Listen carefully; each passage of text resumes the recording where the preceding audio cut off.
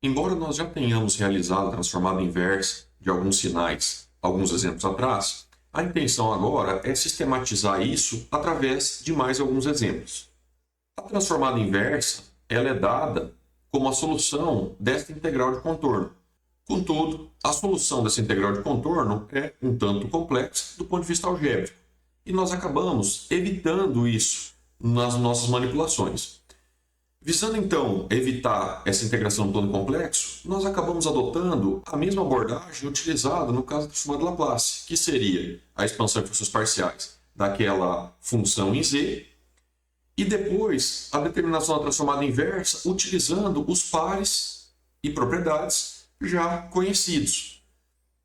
Nesse exemplo que consta em tela, o sinal é assumido causal e nos é pedido para determinar a transformada inversa dessa função aqui em z.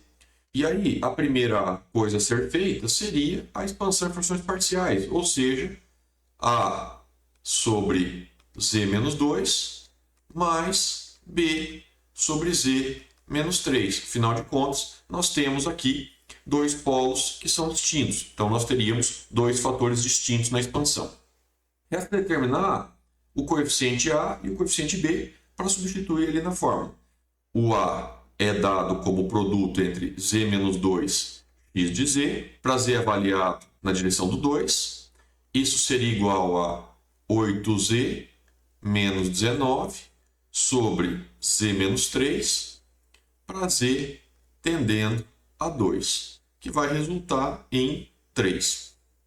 O b é obtido multiplicando z na menos 3, ou seja, o que está no denominador do b, por x de z, e avaliar na direção polo, que seria 3.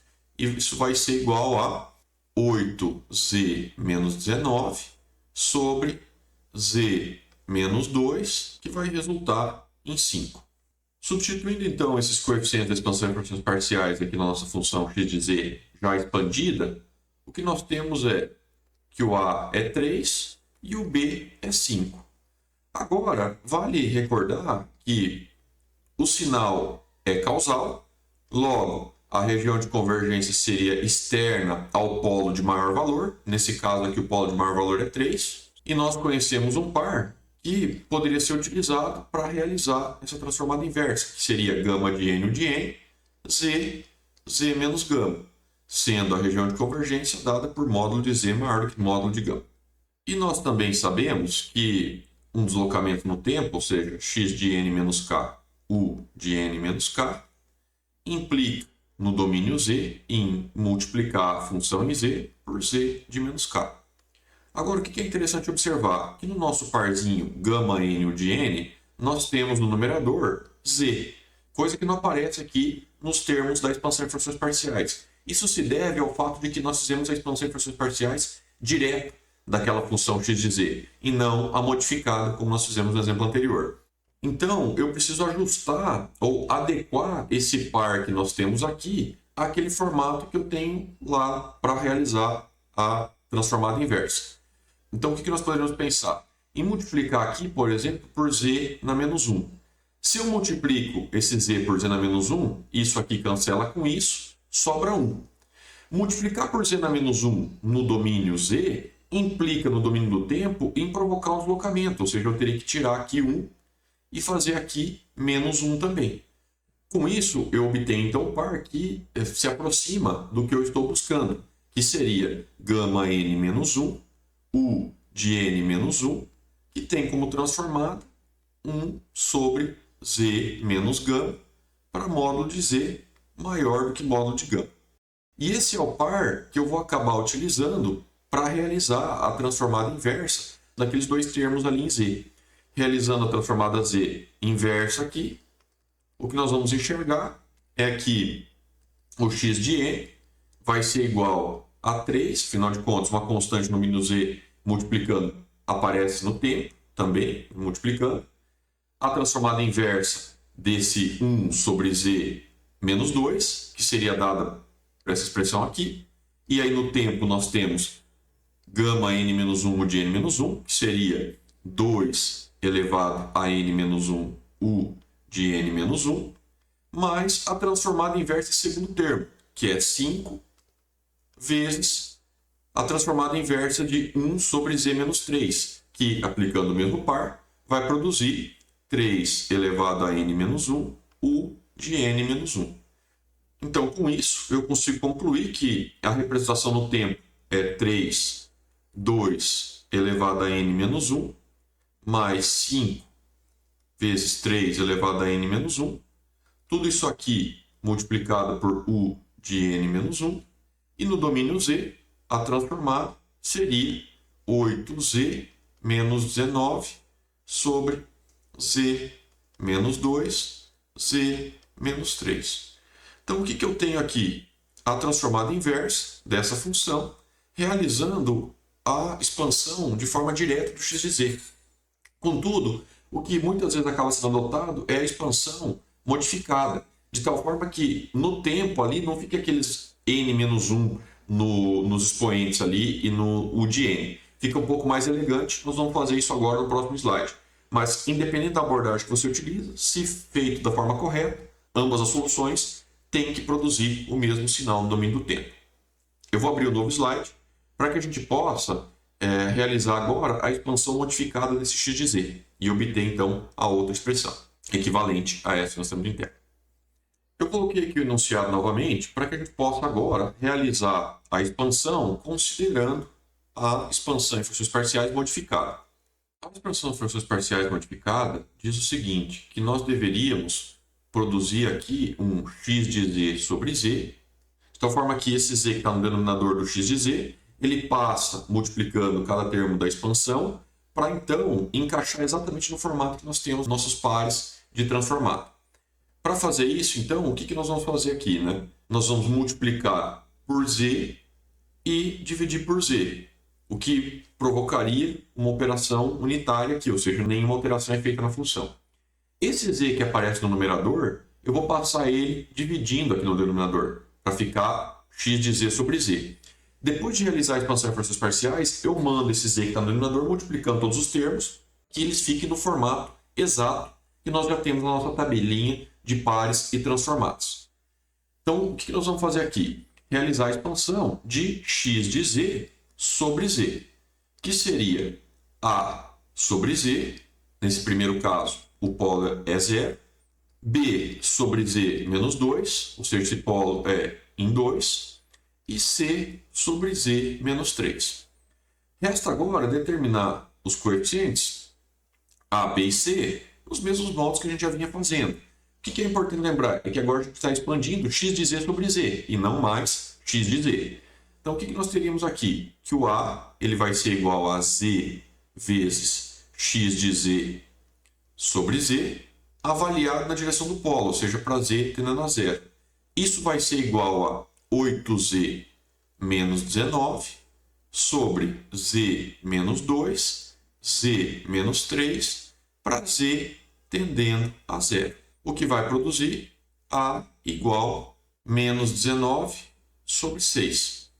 O b ele seria dado por z menos 2, x de z sobre z, para z tendendo ao polo. Isso seria o quê? Seria 8z menos 19 sobre z menos 3, para z tendendo a 2. Isso vai resultar em b igual a 3 sobre 2. E o c vai ser igual a z de menos 3, x de z sobre z, para z tendendo a 3. Isso produziria 8z menos 19 sobre z menos 2, para z tendendo a 3, que vai ser igual a 5 sobre 3. E com isso nós temos os coeficientes a, b e c. Basta agora substituir esses coeficientes na nossa expressão. Então seria menos 19 sobre 6, 3 sobre 2 e 5 sobre 3. Por fim, a gente passa agora esse z multiplicando cada um dos termos da expansão. E com isso, o que nós vamos encontrar é x de z, que vai ser igual a menos 19 sobre 6, vezes z sobre z, então vai dar 1, mais 3 sobre 2, z menos 2, mais 5 sobre 3, z menos 3. Ok. Agora, o que a gente poderia relembrar? Alguns pares e propriedades que nós já conhecemos. Então, o que nós sabemos? Nós sabemos que delta de n menos k no domínio z vira z de menos k. Nós também sabemos que gama de n, o de n, no domínio z, vira z sobre z menos gama. Nesse caso, nós estamos trabalhando com um sinal que é causal, então módulo de z maior do que módulo de gama, que faria sentido aqui. E com esses dois pares, eu consigo agora determinar a transformada z inversa aqui, termo a termo, desse sinal que nós temos aí. Isso produziria o quê? X de n, menos 19 sobre 6 vira menos 19 sobre 6. Como aqui eu tenho a multiplicação por 1, e 1 poderia ser representado com z elevado a zero, na prática o que acontece é que aqui eu teria zero, logo o k aqui seria zero. Então eu teria menos 19 sobre 6 vezes delta de n, mais 3 sobre 2, z menos 2 está nesse formato que nós temos aqui, no tempo é aquele sinal ali. Logo, eu teria então 2 elevado a n, o de n, mais a transformada inversa desse último termo, que seria 5 sobre 3. E esse z menos 3 também está nesse formatinho que nós já conhecemos, que seria então 3 elevado a n, u de n. Esse sinal no tempo representa também a transformada inversa desse x de z que nós temos ali. Com isso, eu poderia concluir que tanto faz essa representação que está em tela, ou essa outra que nós derivamos alguns minutos atrás. Ambas são equivalentes. Qual que é a diferença aqui? A diferença é que se eu faço a expansão direta, observe que eu tenho termos que são função de n-1. Quando eu faço expansões parciais modificadas, cada termo desses vai ficar no formato exato daqueles pares que nós temos lá na nossa tabelinha. E aí eu fico com termos em função de n, ao invés de n-1, por exemplo. Mas, independente da abordagem que você utilizar, ambas as soluções estão corretas. Aqui eu deixei o desenvolvimento pensando na expansão em frações parciais direta, ou seja, pega a nossa função x de z, expande em dois termos, a e b, determina os coeficientes, reconhece que a transformada inversa de 1 sobre z menos gama é gama n menos 1 de n menos 1, e então obtém aqui a transformada inversa do sinal, que seria o x de n. Contudo, decorrendo dessa expansão direta do x de z, nós temos agora a resposta em função de n menos 1, o que não é elegante. E aí o que nós fazemos? Realizamos então a expansão em frações parciais modificada, cujo objetivo é o quê? Deixar aqui nos termos do numerador todos eles como função de z.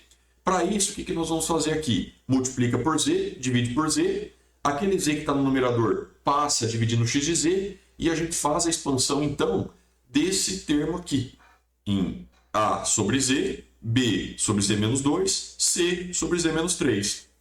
Em seguida, passa aquele z que estava dividindo multiplicando, de tal forma que cada termo desses vai ser multiplicado por z. Esse z aqui cancela com esse, vai sobrar menos 19 sobre 6, 3 sobre 2, z menos 2, 5 sobre 3, z menos 3. E aqui nós reconhecemos que esse termo aqui e esse termo aqui, a transformada inversa seria dada por gama n de n, e a gente também sabe que esse menos 19 sobre 6 vezes 1 poderia ser entendido como um vezes z elevado a zero. Ou seja, se eu faço z elevado a zero aqui, o que eu tenho aqui é que no lugar do k vai aparecer zero, então se concluir que delta de n, no domínio do tempo, vira no domínio z, 1. E aí eu consigo tirar a transformada inversa desse termo, que daria menos 19 sobre 6, delta de n menos 1, e desses outros dois termos aqui, que daria 3 sobre 2, 2 elevado a n, o de n, 5 sobre 3, 3 elevado a n, o de n. Então, novamente, tanto faz um caminho ou outro. Aqui eu deixo o resultado da expansão em frações parciais direta, E aqui o resultado obtido da expansão em frações parciais modificada. O que vai acontecer aqui, né? Se você determinar o valor do x de zero, o que você vai perceber? Que nessa expressão de baixo, o x de zero vai acabar sendo zero. Ou seja, quando eu faço n igual a zero aqui, aqui, aqui, aqui e aqui, esse menos 19 sobre 6 vai cancelar com esses dois termos somando. E aí o resultado vai ser zero, tal como a gente tinha ali na expansão em frações parciais direta. Se eu ploto esses sinais, o que nós vamos perceber?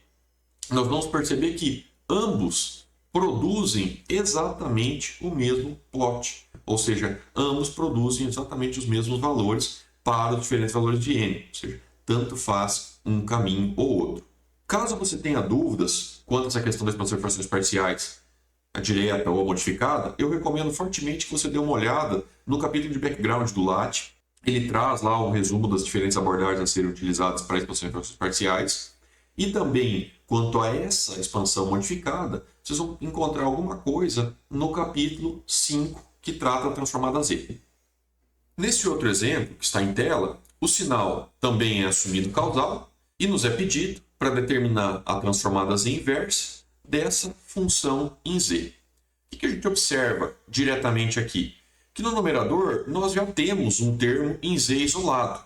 Logo, eu poderia passar esse termo aqui dividindo o meu x de z.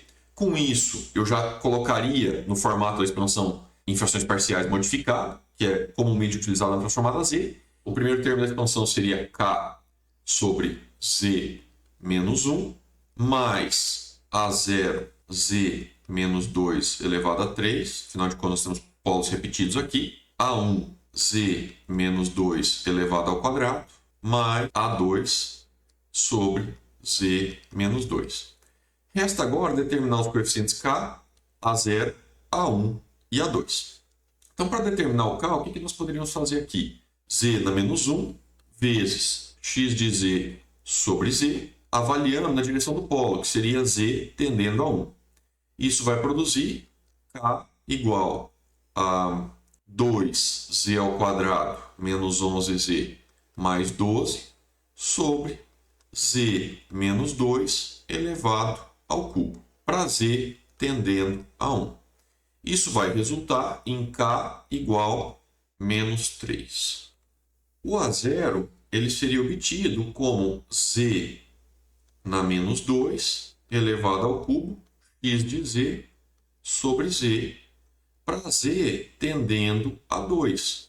Isso vai resultar em a0 igual a 2z ao quadrado menos 11z mais 12 sobre z menos 1 para z tendendo a 2.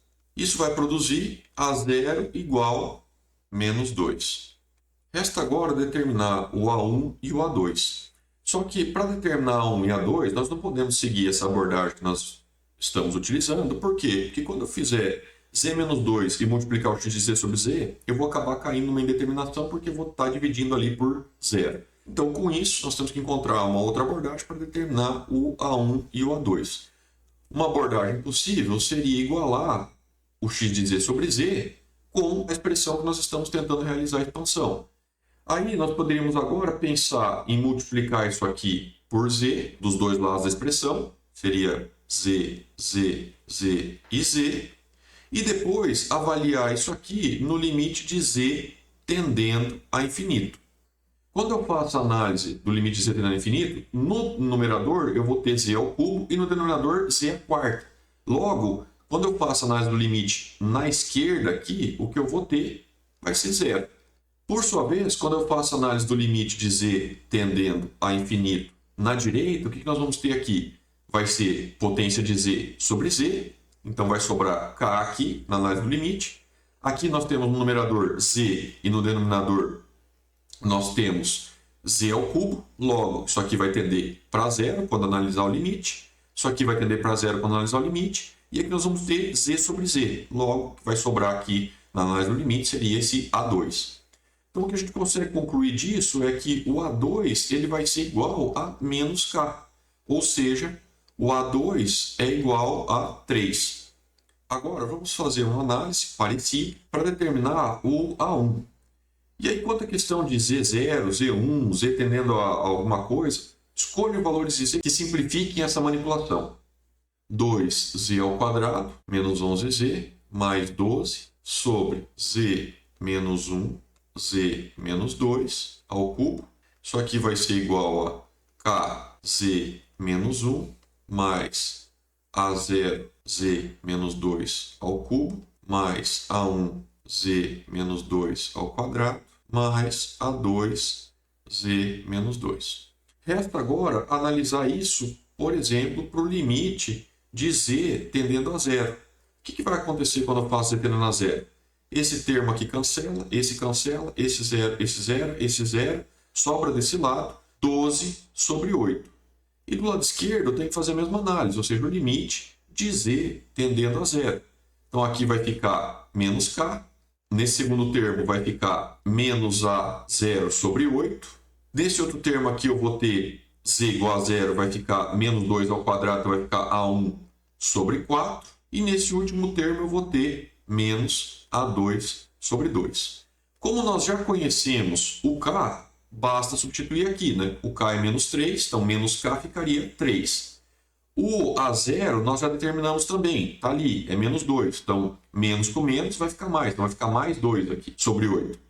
O a1 nós estamos tentando determinar. E o a2 nós acabamos de determinar, que é 3. Com isso, eu consigo observar que esse 12 sobre 8 vai virar 3 sobre 2, que vai ser igual a 3 mais 1/4, que seria esse 2 sobre 8 aqui, mais a1 sobre 4, menos 3 sobre 2. E depois que eu manipulo essas expressões e resolvo para A1, o que nós vamos encontrar aqui é que o A1 é igual a menos 1. Portanto, o K está determinado, A0 determinado, A2 determinado e o A1 também. Então aqui eu poderia substituir por menos 3, aqui eu poderia substituir por menos 2, aqui eu poderia substituir por menos 1 e aqui por 3. Agora eu posso pegar esse z que estava dividindo e passar ele multiplicando termo a termo. Então ele vai aparecer aqui, ali, em todos os outros. Então eu teria aqui 1 vezes z, z, z e z. E agora resta o quê? Pegar aquela expressão e determinar a transformada inversa termo a termo, usando pares e propriedades que nós já conhecemos. Eu vou copiar aquela equação para o novo slide e a gente já termina o desenvolvimento dessa transformada inversa. Eu só trouxe então para cá a expressão que nós estávamos tentando determinar a transformada inversa, já expandindo e colocando os coeficientes de cada termo. E aí eu trouxe também os pares que nós já conhecemos da transformada z.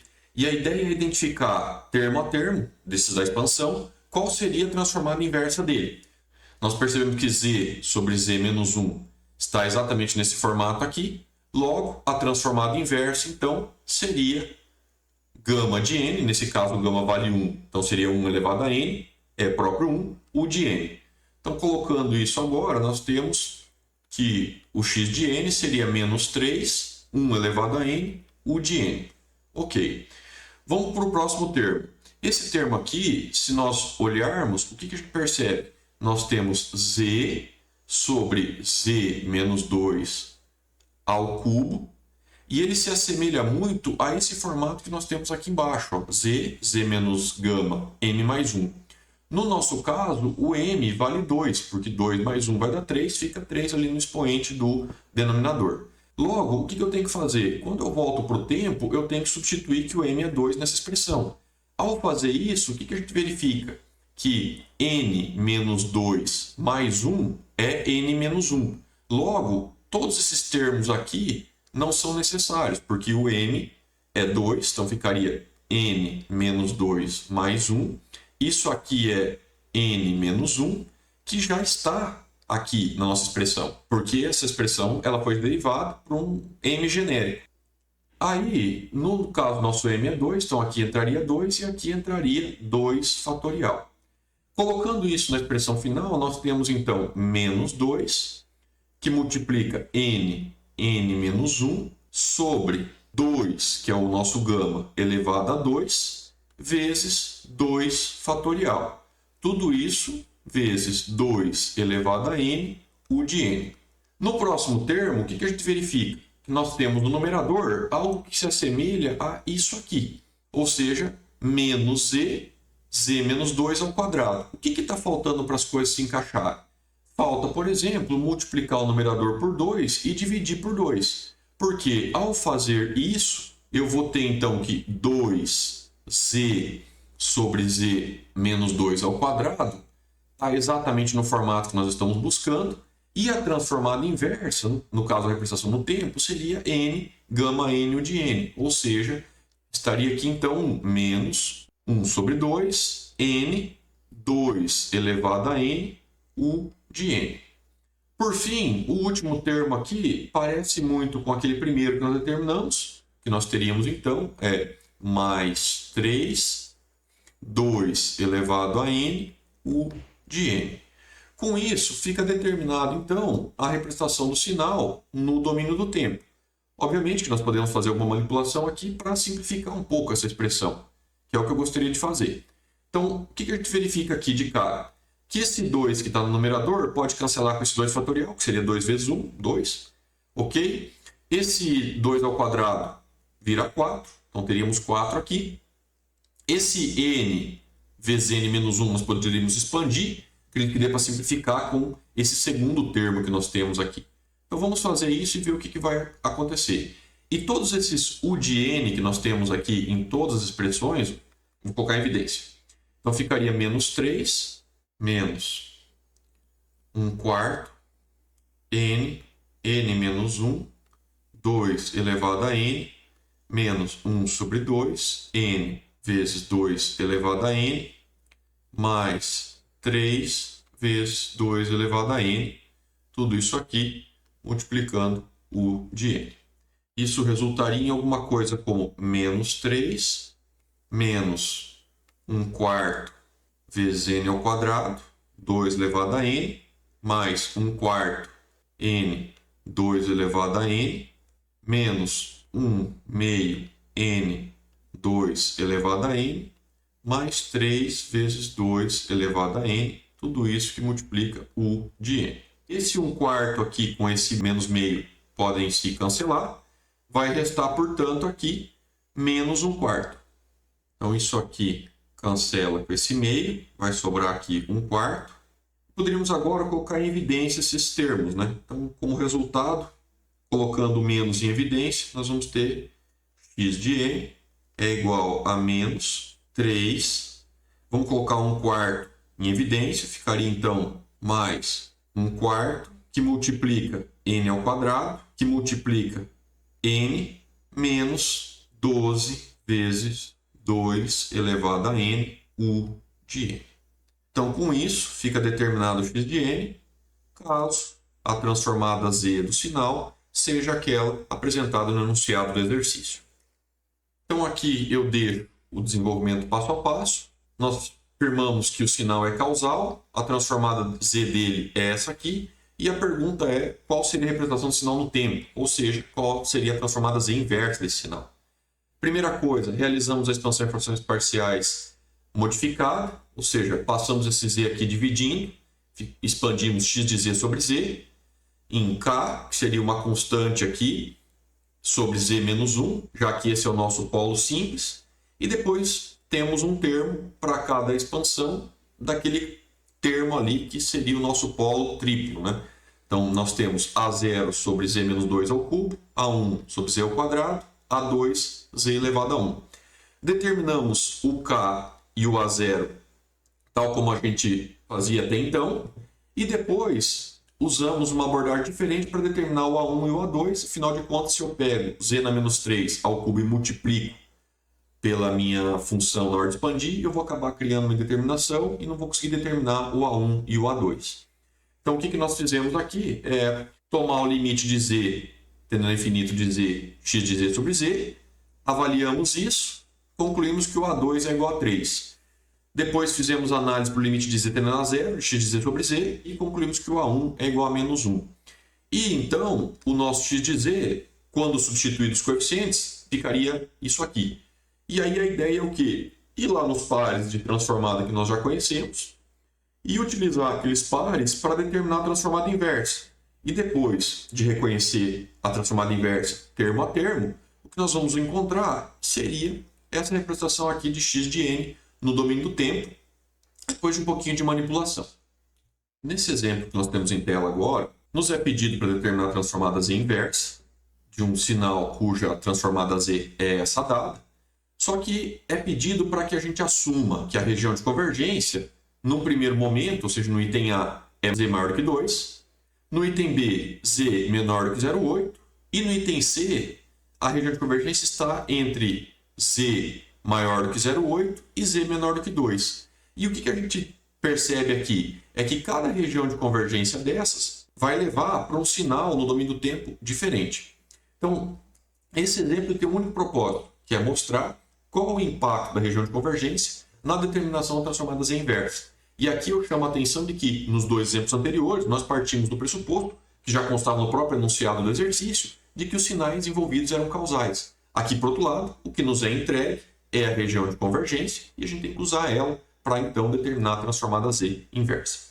No item A, nós temos que a região de convergência ela é externa ao círculo de raio 2. E nós sabemos que a região de convergência, quando é externa ao círculo de raio 2, é de um sinal causal. Se eu olho aqui os dois pares fornecidos, que se assemelham muito com aqueles termos que nós temos da expansão em forças parciais, o que eu verifico? Eu verifico que uma região de convergência que é dada por módulo de z maior do que gama, tem como transformada inversa esse sinal aqui no tempo, que é um sinal causal. Por consequência, o que nós vamos ter como transformada inversa? Que o x de n vai ser igual a 0,8 elevado a n menos 2 vezes 2 elevado a n, tudo isso aqui vezes o de n. Afinal de contas, se a região de convergência é externa ao círculo com raio igual ao maior polo, quer dizer que o sinal é causal e é o que a gente acaba encontrando aqui. Por sua vez, observe o seguinte, que no item B, nós temos que a região de convergência ela é interna a um círculo de raio 0,8. Então, nós teríamos aqui 0,8 e a região de convergência interna a esse círculo. O que eu sei? Que se a região de convergência é interna ao círculo de menor polo da função, esse sinal que nós temos é um sinal anticausal. E isso fica bem claro se nós olharmos aqui para o segundo parzinho da transformada. Qual que é a região de convergência do segundo parzinho? Que o módulo de z tem que ser menor do que o módulo de gama. Logo, a representação no tempo desse sinal seria essa. E a gente observa que esse sinal é um sinal anticausal. Então, o que nós temos aqui é que o x de n ele vai ser igual a menos 0,8 elevado a n mais 2 elevado a n.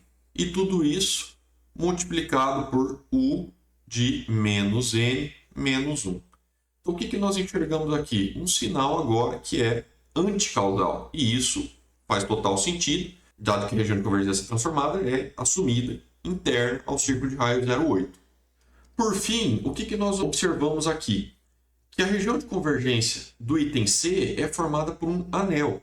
E esse anel ele é formado pela faixa de valores entre 0,8 e 2, ou seja, eu tenho uma circunferência de raio 0,8 e eu tenho uma circunferência externa de raio 2. E a região de convergência é dita que é essa intersecção entre um e outro. Para que esse primeiro termo e o segundo ali tenham intersecção, o que precisa acontecer? A região de convergência associada a esse círculo de raio 0,8 tem que ser externa a ele. Se essa região de convergência for externa a ele, ela vai possibilitar a sobreposição, ou seja, a intersecção, com a região de convergência do 2, que seria interno ao 2. E aí, como resultado, o que nós vamos ter aqui? Nós vamos ter que a região de convergência é, portanto, essa intersecção formada por esse anel. Então, o que a gente percebe? Que nesse caso, o sinal ele é não causal, ou seja, ele tem uma parte causal e uma parte anticausal. A gente sabe que para sinais não causais, a região de convergência é dada por um anel delimitado ali pelos polos da função. Então, com isso, o que a gente conclui? Que a região de convergência desse primeiro termo seria módulo de z maior do que 0,8 e a região de convergência do segundo termo teria que ser módulo de z menor do que 2, de tal forma que isso produz uma intersecção que é formada por essa região ali entre 0,8 e 2. Quando eu realizo a transformada Z inversa, o que eu preciso me preocupar aqui? Trazer ou de representar aquele primeiro termo como sendo a parte causal, afinal de contas a região de convergência dele é maior do que 0,8. Então eu teria aqui que a transformada inversa seria 0,8 elevado a n, U de n, enquanto que a transformada Z inversa desse segundo termo seria menos 2 elevado a n, U de menos n menos 1. E com isso, o que eu verifico? Que o sinal ele tem uma parte causal associada àquela região de convergência maior do que 0,8 e uma parte anticausal associada àquela região de convergência interna ao círculo de raio 2. Então, esse exemplo ele visa destacar que a região de convergência ela é importante quando a gente está manipulando sinais que podem ser causais, não causais e anticausais. Se, porventura, o enunciado já estabelece que o sinal é causal, a gente sabe que a região de convergência é sempre externa ao círculo de maior raio. Então, a gente não precisa ficar preocupado com essa análise da região de convergência. Mas isso é fundamental quando não é dada essa informação de que o sinal é causal. Aí tem que ser fornecida a região de convergência para que a gente possa fazer a transformada Z inversa adequada daquele sinal. Nesse slide eu deixo as respostas, mas o resultado é exatamente esse que nós acabamos de obter no slide anterior.